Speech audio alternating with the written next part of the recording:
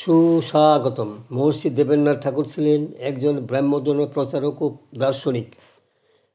1817 খ্রিস্টাব্দের 15ই মে কলকাতা জোড়াসাঁকো ঠাকুরবাড়িতে তিনি জন্মগ্রহণ করেন। তার পিতা দ্বারকানাথ ঠাকুর এবং মাতা দিগম্বরী দেবী। বিশ্বকবি রবীন্দ্রনাথ ঠাকুর তার চতুর্দশতম সন্তান। এই বিশিষ্ট ধর্মপ্রচারক ও দার্শনিককে নিয়ে ইউটিউবে সাহিত্যের নবদিগন্ত চ্যানেলে আজকের ভিডিওটি হলো বাংলার নবজাগরণের ইতিহাসে এক উজ্জ্বল জ্যোতিষ্ক দেবেন্দ্রনাথ ঠাকুর, গ্রন্থনায় রবীন্দ্র কুমার চক্রবর্তী। ঠাকুর পরিবারের আদি পদবী ছিল কুশারী এবং আদি বাসস্থান ছিল পশ্চিমবঙ্গের বর্ধমান জেলার কুশ নামক গ্রামে। এরা হলেন রায়গোত্রীয় ব্রাহ্মণ। রবীন্দ্র জীবনীকার প্রভাত মুখোপাধ্যায় তার রবীন্দ্র জীবনী ও রবীন্দ্র সাহিত্য প্রবেশক প্রথম খণ্ডে ঠাকুর পরিবার পরিচয় দিতে গিয়ে উল্লেখ করেছেন,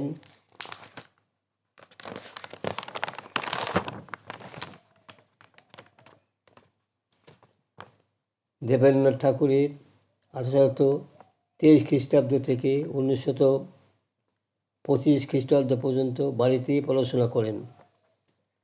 1827 খ্রিস্টাব্দে তিনি রাজা রামমোহন রায় প্রতিষ্ঠিত অ্যাংলো হিন্দি কলেজে ভর্তি হন। সেখানে কিছুকাল পড়াশোনার পর তিনি পিতার বিষয় সম্পত্তি ও ব্যবসা দেখাশোনার পাশাপাশি দর্শন ও ধর্মপ্রচার শুরু করেন।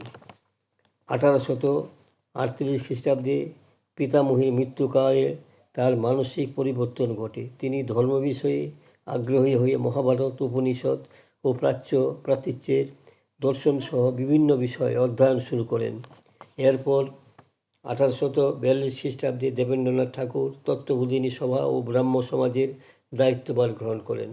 পরের বছর তার অর্থে এবং অক্ষয় কুমার দত্তের সম্পাদনায় প্রকাশিত হয় তত্ত্ববোধিনী পত্রিকা।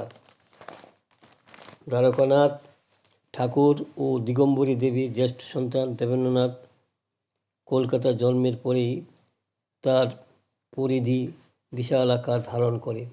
মহর্ষি দেবেন্দ্রনাথ জীবনী প্রসঙ্গে প্রধানত উপাদান ও আত্মজীবনী, কিন্তু দুর্ভাগ্যবশত আত্মজীবনী তিনি দীর্ঘদিনের 20 বৎসর বর্ণনা করেছেন। তার জীবনের ইতিহাসে ব্রাহ্ম সমাজের ইতিহাস এবং সেই ইতিহাসে তার পুত্রসম কেশবচন্দ্র সেনের সাথে বিরোধ বিচ্ছেদের কাহিনীটি লিখে গিয়েছেন। তিনি সেই সময়ই তার ব্রাহ্মধর্ম নিয়ে তিনি প্রচার আরম্ভ করেন। 1859 থেকে 1856 খ্রিস্টাব্দ পর্যন্ত দেবেন্দ্রনাথ কেশবচন্দ্র যৌথ উদ্যোগে ব্রাহ্ম সংস্কার আন্দোলন ব্যাপকতর হয়। চতুর্থ পর্বে দেখা যায় যে 1866 থেকে 1884 পর্যন্ত ব্রাহ্ম সমাজের ভাঙ্গন কেশবচন্দ্র তার অনুগামীদের ভেরিয়ে নিয়ে স্বতন্ত্র ভারতবর্ষীয় ব্রাহ্ম সমাজ স্থাপনের সময় থেকে প্রধানত আদি ব্রাহ্ম সমাজের প্রধান ব্যক্তিত্ব হিসাবে দেবেন্দ্রনাথের কার্যকলাপ।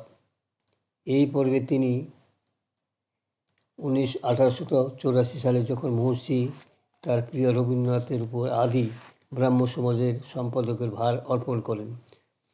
এই 1884 হইতে 1905 পর্যন্ত দেবেন্দ্রনাথের এই অন্তিম পর্ব পর্যন্ত। এই পর্বের সবথেকে বৃহত্তর ঘটনা মহর্ষিগত বীরভূমের বোলপুরে শান্তিনিকেতনে আশ্রম স্থাপন। দেবেন্দ্রনাথ ঠাকুর এর পৃষ্ঠপোষকতা ও প্রেরণায় ভারতবাসীরা তারা পাশ্চাত্যের পুরাতত্ত্ব বিদ্যা চর্চা শুরু হয়। ইউরোপীয় এই কাজ শুরু করেছিলেন ইউরোপীয়রা। কলকাতা অ্যাসাইটিক সোসাইটি প্রতিষ্ঠার পর থেকে ঋগ্বেদ মহাভারতের অনুবাদ থেকে শুরু করে অক্ষয় কুমার এর ভারতবর্ষীয় উপাসক সম্প্রদায়ের নানা ধরনের উদাহরণ দেওয়া যায়। ভারতবর্ষের ভৌগোলিক বিষয়ে যেমন লেখা বেরোতো তেমনি বিজ্ঞান বিষয়েও তারা অন্যতম প্রতীক্ষিত ছিলেন। প্রাচীন হিন্দু যুগের সমুদ্রযাত্রা ও বাণিজ্য বিবরণ কিংবা বাহ্যবস্তুর সহিত মানব প্রকৃতির সমন্বয় বিচার এই গ্রন্থগুলিতে প্রকাশিত হয়েছিল। নানা কাজকর্মের ফলে বাংলা ভাষা ও বাংলা সাহিত্য উল্লেখযোগ্য অগ্রগতি ছিল দেবেন্দ্রনাথের সময়। দেবেন্দ্রনাথ ছিলেন বাংলা গদ্য সাহিত্যের আদি যুগের অন্যতম শক্তিশালী লেখক। দেবেন্দ্রনাথ ছিলেন খ্রিস্টান মিশনারি স্কুলের ঘোর বিরোধী। তিনি চাইতেন বাংলা ভাষার মাধ্যমে উন্নত স্বদেশী বিদ্যালয় হোক। এই কাজে উৎসাহ দেওয়ার জন্য তিনি তত্ত্ববোধিনী পাঠশালা স্থাপন করেছিলেন কলকাতায়, যা পরে হুগলি বাঁশবেড়িয়াতে স্থানান্তরিত হয়। এর চাইতে উল্লেখযোগ্য কাজ হলো দেবেন্দ্রনাথের উদ্যোগে অনেক লেখককে নিয়ে বাংলা ভাষার পাঠ্যপুস্তক রচনা করলেন। কয়েকটি উজ্জ্বল উদাহরণ এখানে তুলে ধরা যায়, যেমন অক্ষয় কুমার দত্তের চারুপাঠ কিংবা পদার্থবিজ্ঞা, মদন মোহন তর্কালঙ্কারের শিশু শিক্ষা, ভূদেব বন্দ্যোপাধ্যায়ের প্রাকৃতিক বিজ্ঞান কিংবা পণ্ডিত ঈশ্বরচন্দ্র বিদ্যাসাগরের বাংলার ইতিহাস বোধোদয়, ঋজুপাঠ বা ব্যাকরণ কৌমুদী। বাংলা ভাষার মাধ্যমে শিক্ষাদান ও পাঠ্যপুস্তক রচনা উল্লেখযোগ্য প্রভাব সৃষ্টি করেছিল। দেবেন্দ্রনাথের নেতৃত্বে তত্ত্ববোধিনী সভার তাৎপর্যপূর্ণ কার্যকলাপ লক্ষ্য করা যায় খ্রিস্টান মিশনারিদের অপপ্রচারের বিরুদ্ধে রুখে দাঁড়ানোর মধ্যে। এই কাজের ফলে পূর্বেকার ব্রাহ্ম ধর্মসভা এবং ব্রাহ্মসভার ভেদাভেদ অনেকটা ঘুচে গিয়েছিল। খ্রিস্টান মিশনারিরা কিছু সংস্কারমূলক ভালো কাজ করলেও দেশীয় সমাজ ব্যবস্থা, আইন, ধর্মীয় ঐতিহ্য প্রভৃতির বিধি অশালীন কুৎসা রটায়। ব্রাহ্ম সমাজ বাধাদানের ফলে কিছুটা বন্ধ হয়, ধর্মান্তরের প্রবণতা কমে আসে। দেবেন্দ্রনাথের সৌজাত্যবোধ ও দেশপ্রেম ছিল গভীর। সেই চেতনার বহিঃপ্রকাশ আমরা লক্ষ্য করি 19 শতকের 60-এর দশকে হিন্দু মেলায় পৃষ্ঠপোষকতার মধ্য দিয়ে। ধর্মীয় নেতা হিসেবে দেবেন্দ্রনাথ প্রত্যক্ষভাবে রাজনীতি না করলেও মহাবিদ্রোহের পরবর্তী যুগে দেশাত্মবোধের প্রসারে তার দুটি কথা মনে রাখতে হবে। একদিকে দেবেন্দ্রনাথ ঘনিষ্ঠরা হিন্দু মেলার বিভিন্ন অধিবেশনে জাতীয়বাদী চেতনা ছড়িয়ে দিতেন। রাজনারায়ণ বসু বা নবগোপাল মিত্র যেমন মহর্ষি ঘনিষ্ঠ, তেমন জাতীয়বাদী ভাবধারায় পুষ্ট। অন্যদিকে দেবেন্দ্রনাথ যে পারিবারিক সাংস্কৃতিক পরিমণ্ডল সৃষ্টি করেছিলেন, তার ফলেই ঠাকুর পরিবারের মধ্যে থেকে স্বদেশী সঙ্গীত রচনা ও সুরারূপ লক্ষ্য করা যায়। আরেকটি কথা, বাংলা প্রথম দেশাত্মবোধক সঙ্গীত রচনা করেন দেবেন্দ্রনাথের দ্বিতীয় পুত্র সত্যনাথ ঠাকুর। গানটি হল মিলে সবে ভারত সন্তান। এই হিন্দু মেলা এক অধিবেশনে 14 বছরের কিশোর রবীন্দ্রনাথ তার কবিতা পাঠ করেছিলেন। হিন্দু মেলার উপহার।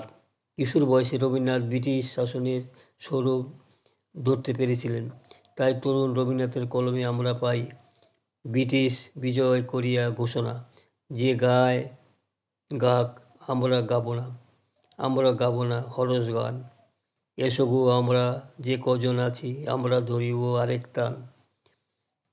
কিন্তু বিশ্বকবির পিতা যদি হয় বর্তমান প্রজন্মের কাছে দেবেন্দ্রনাথ ঠাকুর একমাত্র প্রসেস, তবে তা হবে গর্হিত অন্যায় এবং ইতিহাস বিষয়ে চূড়ান্ত অজ্ঞতা। দেবেন্দ্রনাথ ঠাকুর ব্রাহ্ম সমাজের কাছে যেমন সর্বজন শ্রদ্ধেয় মহর্ষি, কথাটিও ভারতবর্ষীয় ব্রাহ্ম সমাজের দেওয়া, যার নেতা ব্রহ্মানন্দ কেশবচন্দ্রের সঙ্গে বিচ্ছেদ ঘটেছিল, তেমনি প্রকাশ্যে ক্রিয়াকলাপে সমাজ নেতা হিসাবেও স্মরণীয় দেবেন্দ্রনাথ। তেমনি মনে রাখতে হবে নৈতিকতা, ধর্মাচরণে ও জীবনের মূল্যবোধ থেকে শুরু করে সব তত্ত্ব আচরণে পারিবারিক তিনি যে আবহাওয়া সৃষ্টি করেছেন, তার ফলেই কিন্তু ঠাকুরবাড়ির নানা প্রতিভাবান মানুষের বিকাশ লাভ সম্ভব হয়েছিল। তার দার্শনিক ও ধর্মভাব, সাহিত্য ভাবনা, সাংগঠনিক প্রতিভা, উপনিষদ চর্চা, হাফিজ চর্চা, সঙ্গীতপ্রিয়তা, সারল্য এবং পরিবারের প্রধান তথা পিতা হিসাবে কর্তব্যপরায়ণতা, স্নেহশীলতা, এসব মিলে যে পরিপূর্ণ ছিলেন দেবেন্দ্রনাথ, তাকে আমরা স্মরণ করি বারবার। তিনি মূলত ধর্মীয় ব্যক্তিত্ব, তাই অবধারিত মহর্ষি অভিধানটি তার নামের আগে সর্বজনগ্রাহ্য। দেবেন্দ্রনাথ কিন্তু নিছক ধর্মনেতা ছিলেন না, তিনি একধারে সৌজাত্যবোধ সম্পূর্ণ এবং ঋজু ব্যক্তিত্ব। ইস্ট ইন্ডিয়া কোম্পানির আমলে পাশ্চাত্যের সাংস্কৃতিক সাম্রাজ্যবাদের তীব্র বিরোধী, বাংলা গদ্য সাহিত্যের আদিযুগের অন্যতম স্রষ্টা, দেশীয় ঐতিহ্যে আস্থাশীল একজন বহুগুণান্বিত মানুষ। সেই মানুষটি আবার সঙ্গীতে অবগাহন করেন। হাফিজের হাত ধরে ডুবে যান ফরাসি সাহিত্যে। তিনি ছিলেন মহর্ষি দেবেন্দ্রনাথ ঠাকুর। ঘটনাচক্রে তার জন্মের 200 বছর চলছে, কিন্তু তিনি আমাদের মধ্যে এখনও বেঁচে আছেন। তার স্মৃতি, তার সাহিত্য, তার সঙ্গীত পর্ব নিয়ে। তিনি নিজেই ছিলেন গুণী বঙ্গীয় নবজাগরণ ইতিহাসে এক উজ্জ্বল ব্যক্তিত্ব। বন্ধুগণ, আমার এই সংক্ষিপ্ত ভিডিওখানি এখানে শেষ হলো। যদি আপনাদের মনোভূত হয় সাবস্ক্রাইব, শেয়ার এবং লাইক করতে ভুলবেন যেন।